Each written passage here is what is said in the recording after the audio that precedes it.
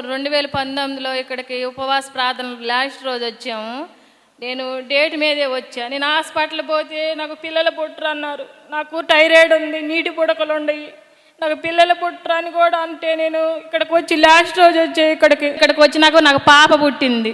అంటే ఇక్కడికి వచ్చాక ప్రార్థన చేయించుకుని వెళ్ళావా? అయ్యగారు గర్భఫలాల గురించి ప్రార్థన చేశాడు అమ్మా. నాకు అప్పటి నుంచి ఇక ఆగిపోయింది. గర్భఫలం ఇచ్చాడు డాడీ ప్రార్థన ద్వారా. పాపనిచ్చాడా? పాపనిచ్చాడు. 9 సంవత్సరాల తర్వాత 9 సంవత్సరాల తర్వాత